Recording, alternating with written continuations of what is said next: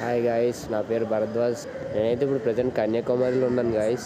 ఇది మన సిరీస్లో లాస్ట్ ప్లేస్ మాట విజిట్ చేయడానికి. ఇప్పుడు కన్యాకుమారి ఉన్న ప్లేసెస్ అన్నీ కవర్ చేద్దాము.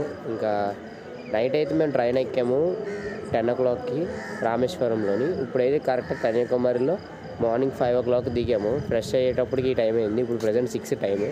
పదండి ఇంకా టైం వేస్ట్ చేయకుండా విజిట్ చేసేద్దాం. కన్యాకుమారిలో ఉన్న వ్యూ పాయింట్. ఇక్కడికి నేను ఎలా రీచ్ అయ్యానంటే రైల్వే స్టేషన్లో బ్యాగ్స్ అన్నీ పెట్టేసి నీట్గా అక్కడి నుంచి ఇక్కడికి 1.8 kilometers. ఎర్లీ మార్నింగే కదా, ఇప్పుడు టైం అయితే వచ్చేసి 5 o'clock అయితే అవుతుంది. నీట్గా వాక్ చేసుకొని ఆ స్ట్రీట్స్ లోపల నుంచి ఒక 10 rupees పెట్టి ఛాయ్ తాగి నీట్గా ఇక్కడికైతే రీచ్ అయిపోయాను. కాకపోతే ఇక్కడ చాలా ఎక్కువ గాలి అయితే వేసేస్తుంది. నేను చూస్తున్నారు కదా, ఆ గాలికి అటు ఇటు నడుస్తూ కొంచెం తూలుతూ ఉన్నాను. అయినా సరే లోపలికి నడుస్తూ వస్తున్నాను.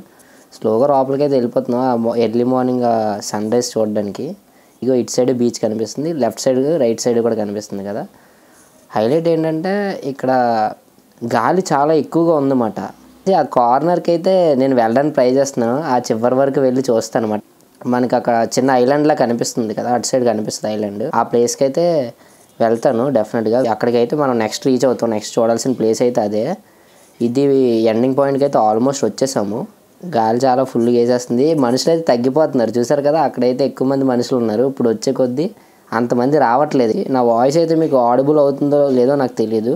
దీని తర్వాత మనం కన్యాకుమారిలో అక్కడ ఉన్న ఐలాండ్కి అయితే షిప్ ద్వారా వెళ్ళాలి. అటు సైడ్ వెళ్ళడానికి ఇక్కడ నుంచి 900 meters డిస్టెన్స్లో ఉంటుంది. మన ఛానల్లో వీడియోస్ నచ్చినట్టయితే సబ్స్క్రైబ్ అయితే చేసుకోండి డెఫినెట్గా, మర్చిపోకండి. ఇదే లాస్ట్ పాయింట్.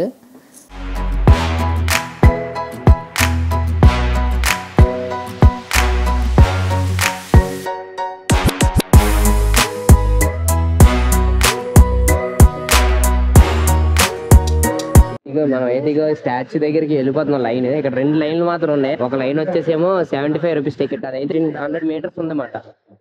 100 meters అని తెలుసు కదా, చాలా లాంగ్. 75 rupees ticket. 300 టికెట్ అయితే ఒక 100 meters ఉంటుంది. అందుకే ఇప్పుడు మేము 75 rupees టికెట్కి వెళ్తే ఏ సాయంత్రానికి వెళ్తాం. మాకు ట్రైన్ వచ్చేసి మధ్యాహ్నం ఉంది.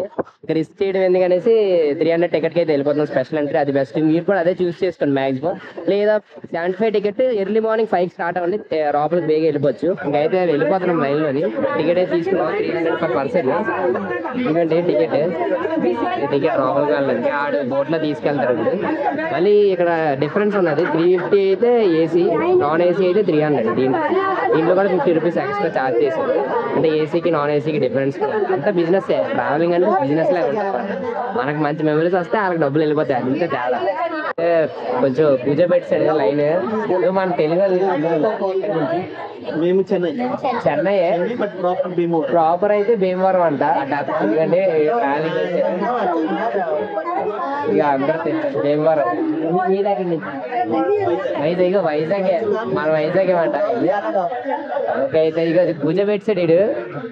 చాలా మంది కూర్చుని పేరు 300 పే చేసాం, కానీ ఇక్కడ కూడా టైం వేస్ట్ అయ్యేలా. ఎందుకంటే ఇవే షిప్స్.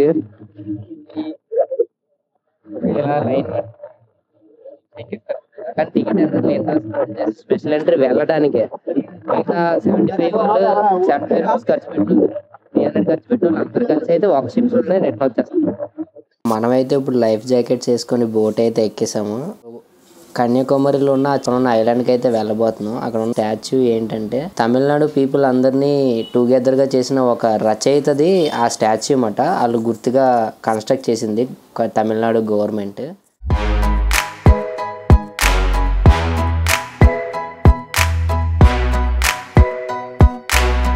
సతీష్ అన్న బాగా పరిచయమై మనతో చాలా బాగా మాట్లాడుతున్నారు. తను తెలుగువారే, చెన్నైలో సెటిల్ అయిపోయారు అన్నమాట. మన ఆంధ్ర పర్సనే. అక్కడ ఒక టెంపుల్ ఉన్నది. ఆ టెంపుల్ పైకి అయితే ఇప్పుడు నడుచుకొని వెళ్ళాలి.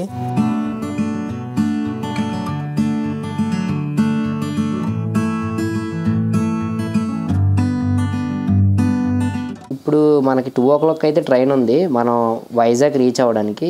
ఎర్లీ మార్నింగ్ ఎట్టి పరిస్థితుల్లో ఇది బేగా కంప్లీట్ చేయాలి. ఇప్పుడు టైం వచ్చేసి 9 అవుతుంది. నీట్గా కంప్లీట్ చేసి మనం అయితే రైల్వే స్టేషన్ రీచ్ అవ్వాలి. ఇది మన లాస్ట్ డెస్టినేషన్. నేనైతే ఆ స్టాచ్యూ దగ్గరికి వెళ్తానని అనుకున్నాను, కానీ ఆ స్టాచ్యూ దగ్గరికి అసలు ఎవరిని పంపించారంట.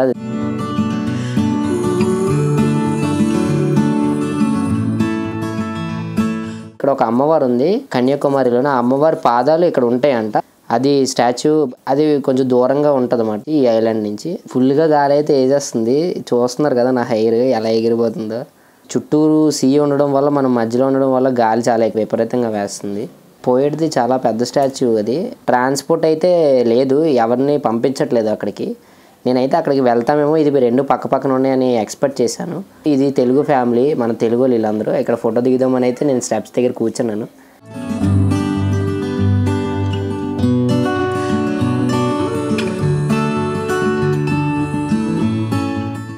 ఈ లోపల వచ్చేసి ఇక్కడ మనం ఇప్పుడు నుంచున్న ప్లేస్లో టెంపుల్ ఉంది కదా, ఆ టెంపుల్ ఎవరిదంటే స్వామి వివేకానందది స్టాచ్యూ ఉంటుంది.